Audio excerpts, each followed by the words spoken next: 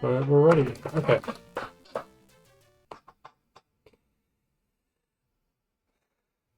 I'm Airmath, and this is Ninja Gaiden 2 for DOS. So, the first thing you're going to notice about this game is that the frame rate is about 10 FPS. We know that this is actually the frame rate that the developers intended us to be playing the game at, because the unreleased beta version of this game actually runs close to 11 FPS, but, yeah, so most of the problems with this game actually come from the fact that it runs at 10 FPS. This is like a direct port of Ninja Gaiden 2, so unlike Mega Man for DOS, it's going to be pretty much exactly the same except running at 10 FPS. So, yeah. As with most Ninja Gaiden games, we're just going to be running around trying to dodge all the enemies and not fall into pits. 1-1 is pretty simple, we're just jumping around. Oh, I'm going to get that. Okay.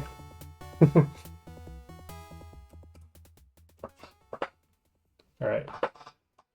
This is the first boss. Unlike in the NES version, we're not really going to be using input powers for most of the bosses. Oh, I'm going to get hit. Okay. Okay. This is fine.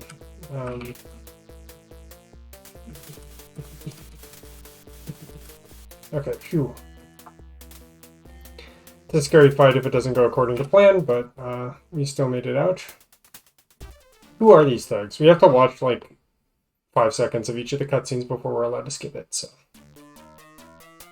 Alright, because it runs at 10 FPS, basically all the jumps in this game are frame perfect, so I'm going to try a frame perfect jump over that guy. We missed that, but in this stage we're going to be doing a lot of frame perfect jumps. Frame perfect jump over this guy, come on. Okay. I just like saying frame perfect. This one is frame perfect too. Oh, we made it. We didn't make it, but that's okay. We're also trying to get these 3 clones so that we can use them in the next stage. And also not mess up our subpixel too much. Yes, this game has subpixels. I'm not going to spend time explaining what's going on with the subpixels. I'm just going to say that anytime I die, it's the game's fault, and definitely subpixels were involved. I missed that jump too. Right, this is fine. We have a frame perfect jump coming up at the very beginning of this stage. There's really no option, you just have to make it. And that looks good. Yeah, we made it. This stage has wind, which is really bad. It's really bad. In the NES version, it's already pretty frustrating, but in this version, it's like... Oh no. Alright, we jumped a little bit early there, that's okay. If you die, you actually have 2 frames to make this jump, which is nice. It's slightly easier. We still made it on the last frame, though. Oh, come on. Okay. That jump is really tight. Still got the same thing. This should be okay. Alright. Yeah. Just some really tight platforming here.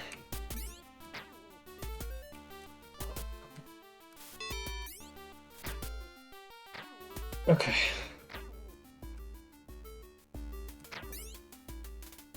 We're also trying to pick up a little bit of ninpo in order to be able to kill this final boss, the boss of this stage.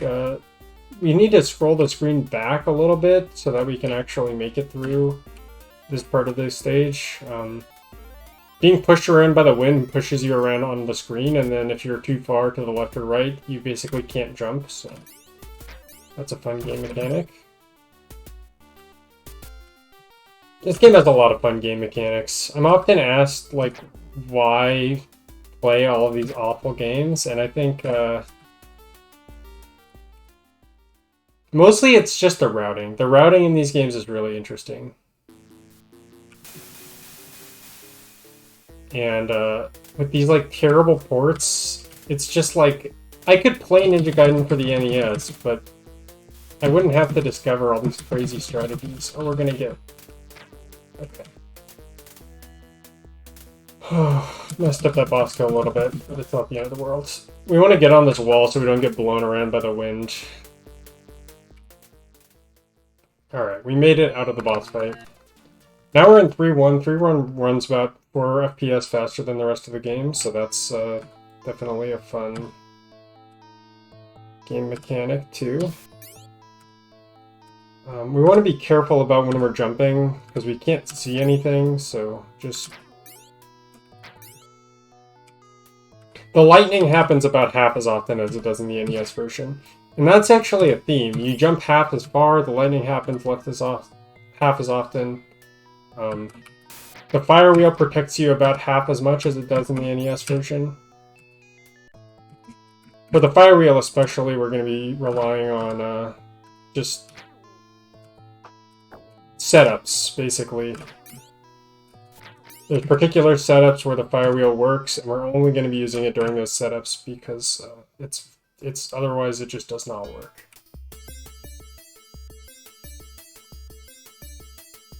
Alright, damage boosting in this game is based on the direction your character is facing, so you can just turn around right during that guy's thing to go through him. And we're going to be using that a lot. In this stage, we're going to be setting up our subpixel to make a particular jump. Yes, there are subpixel-dependent jumps. Once again, I don't really want to spend 20 minutes explaining how they work. It's a thing. And a lot of the time, if it looks like something would be faster to deboost or something, the reason we don't do that is because we want to be on a particular subpixel. Okay. That's just one of the scarier screens in the game. Followed by this, which is also one of the scarier screens in the game. Okay. I'm just gonna kill that bird. Alright, here we're gonna be damage boosting up to this next platform. So we damage boost across, and then we damage boost up. And we're gonna try to grab the wall. Please Ryu, grab the wall. Okay. This boss kill, we're just going to be positioning our clones in the right location, and then having our clones kill the boss, which is pretty standard.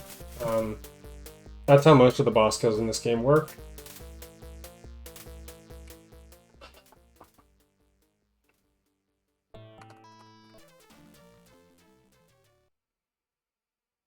Alright, this is stage 4. Stage 4 is probably the hardest stage in the whole game. Just 4-1 and 4-2 are both punishingly difficult, but Oh, and this stage is also punishingly difficult to look at. Please, if you're making a game, do not make it look like this. I don't know why they chose this exact color for the fire, but yeah, yeah, it's bad. I can't really see what's going on because of that, so we're just gonna basically be relying on muscle memory here to get through this. This screen is a little bit kind of... I don't know if it's pleasant to look at, but at least it's not painful to look at.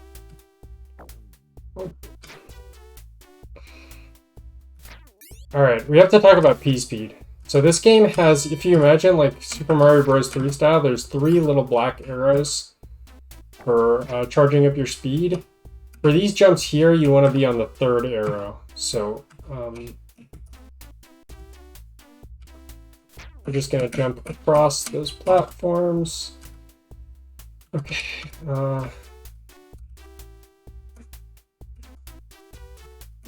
Just calm down the movement a little bit here so that we don't die. Here there's a backup strat we're going to be pursuing because it's easier than just going for the straight up jumping across there. 4-1 is very hard. Alright, this is 4-2. This is the water stage, and the water messes with your subpixels, so a lot of the jumps in this stage are going to be really challenging, but here we're going to try to do a frame perfect jump. Oh. Okay.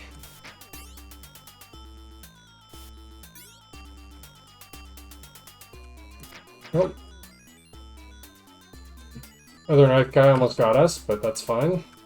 Mostly the enemies in this game are not very dangerous. They start to become dangerous when there's pits, because the pits in this game are extremely treacherous. We just did a slash hover over that pit. Slash hovering is a trick where you press slash and then press a direction and you kind of rotate around your sword and the game doesn't check for gravity during it. Here we're going to be fixing our screen again by going to the left. That's so that we can make this jump with a slash hover. Without slash hovering, that jump is subpixel dependent, whether you can make it, which is not great. Alright, here, this strat is very hard. Alright, well we didn't make it there, that's fine.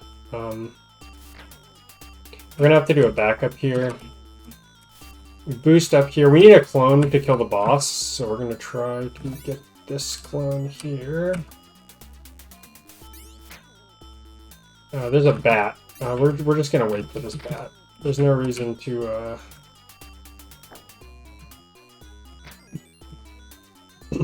Alright, somehow that worked. I don't really know how that worked, but alright, we should be able to make it across that gap.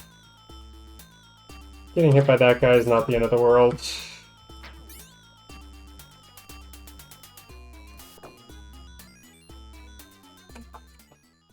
Alright, we made it through the stage. That's all that matters. Here we're going to be doing a setup where we get our clone up there and then just slash the boss to death.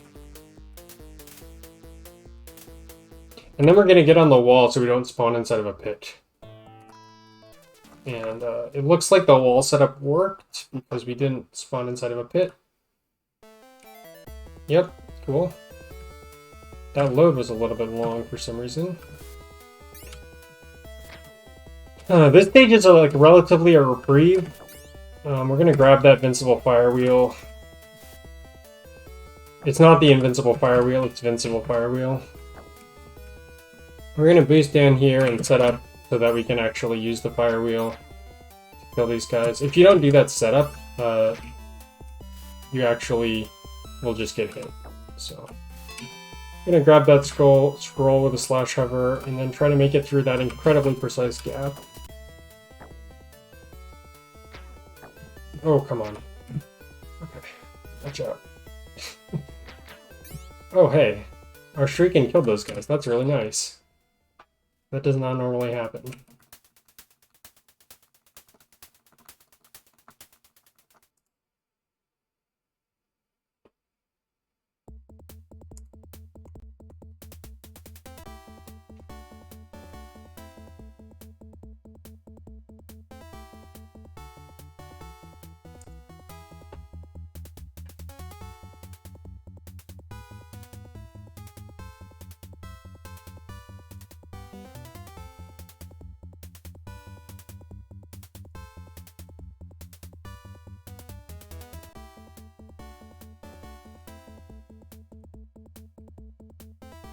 Alright, this is 5-2, this is the ice physics stage. Like most ice physics stages in most video games, this stage is completely normal and 100% okay, not awful, and we're not going to die on this stage, and it's guaranteed. So, there's this bird. Why is there a bird? Okay, we didn't despawn the bird. Normally you despawn that bird, but I guess we didn't get it. So, well, we're gonna damage boost using that bat across that gap. Oh boy, this is actually really bad. Oh shoot. Alright, I didn't have quite enough health to make the strat that I used there work, so maybe I should have just taken an intentional death here, but here we are. We're gonna have to play this part of the stage again.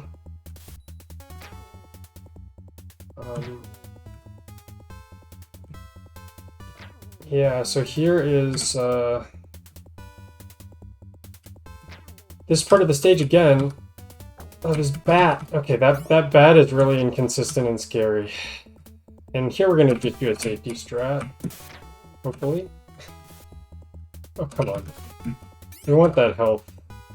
It's not actually totally strictly necessary, but... Alright. Here we're going to be using our phone a friend for the run. Other knife guy, please. Oh, he's not here. He's probably like taking care of his kid or something. That's okay. All these Ninja Gaiden guys have a tough life. Sometimes they can't show up for work, and we can survive without them. Alright, here we're going to be doing some precise slash hovering, so I'm not going to say anything.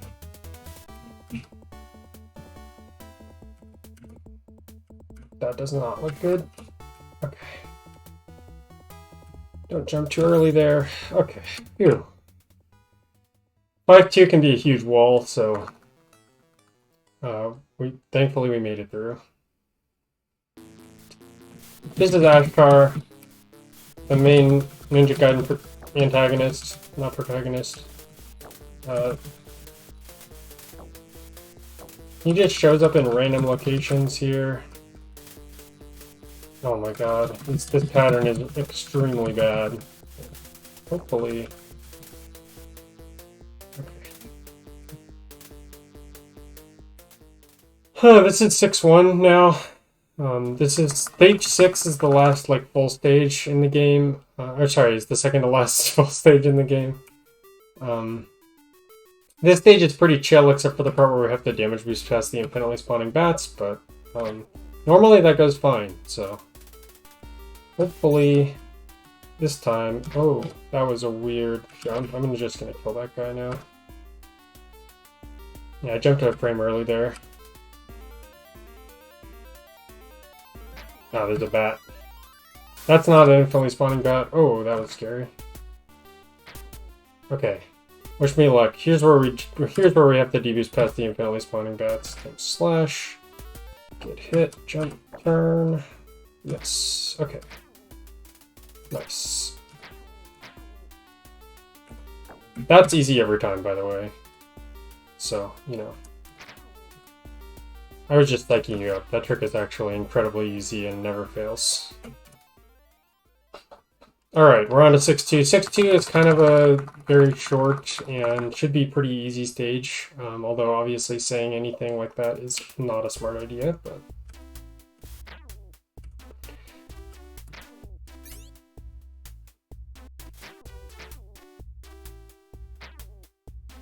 Alright, jump, jump.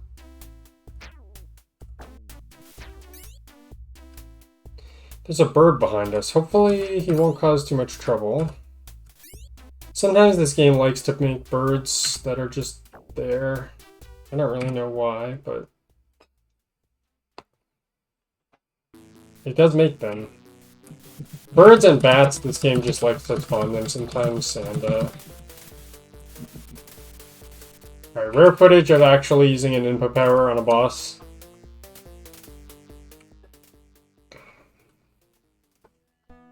Alright, let's go. This is Act 7. This is the last act in the game. We're going to be fighting this act, and then there's a final boss that has 3 phases. And then we're going to be done with the game. We need a slash there to make our sword work on this stage. Good video game, by the way. We're going to be actually getting this input power here to help out with this enemy that they added in this version of the game. Oh, I jumped a frame early. Yeah, that'll happen. Alright, slash again to make our sword work. We're going to be doing the same thing here. Oh, but we don't have a clone. Yeah, we're going to have to do the backup. Okay, the backup is slightly more dangerous, so... Oh, there's a slime bullet. Why is all this happening? Okay, this bird, we can kill him. Okay, we're just gonna... Okay. Let's try that again. Oh, he threw another thing. That's not allowed. Okay, that enemy normally only throws 1 boomerang, but he threw a second boomerang for some reason, so...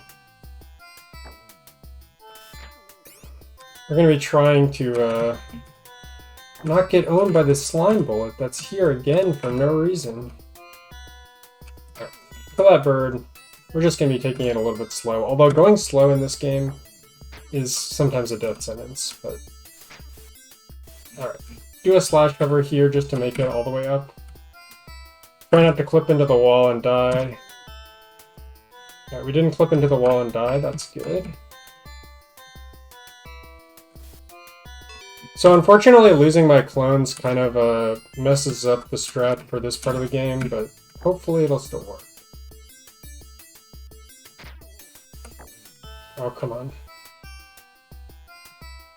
Okay.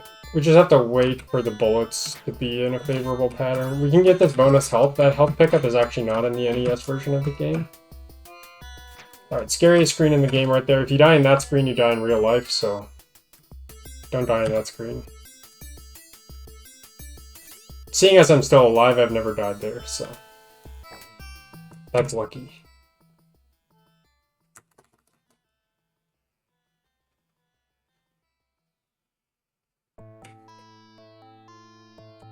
Okay.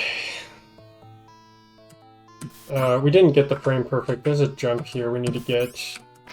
We gotta get that full info because we're gonna need it for all the stuff that we're gonna be doing later in this stage. Slash those guys. Fortunately, it's not too bad. Okay. Here's where the run gets spicy. We're gonna get this fire wheel and try to keep it through the rest of this stage. Hopefully we don't get owned on this stage. Oh, that was very scary. That jump up to the second platform there is subpixel dependent in the NES version, but surprisingly very simple in this version. Who knows why?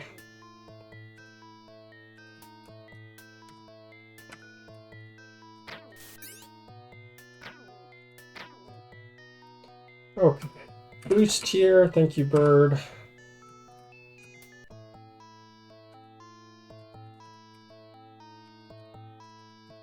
Alright, we didn't die by pressing a button on that screen transition. That's nice. What you're not seeing in this run is all of the horrible ways there are to die in this game that I'm narrowly avoiding. But... Alright, time for the final boss. So here we're going to use the invincible fire wheel, not because it's particularly invincible, but yeah, because it does a lot of damage. Alright, that's the best pattern. We're not going to be trying to do the quick kill on the final boss. That is way too scary, but we're just going to do a normal, not quick kill. Alright, we're wondering where Irene is. She's super dead, but she's going to get revived at the end of the game. Okay, let's just spam slash. That's basically every boss fight in this game, is just set up on the right tile and then spam slash.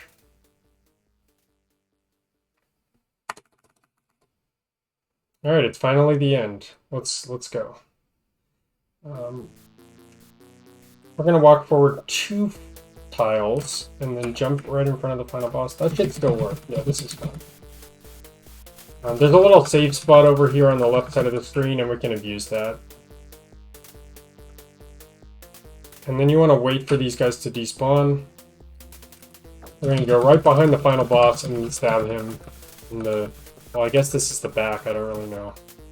And then time is when the screen goes black. Alright, that's time. That actually went really well.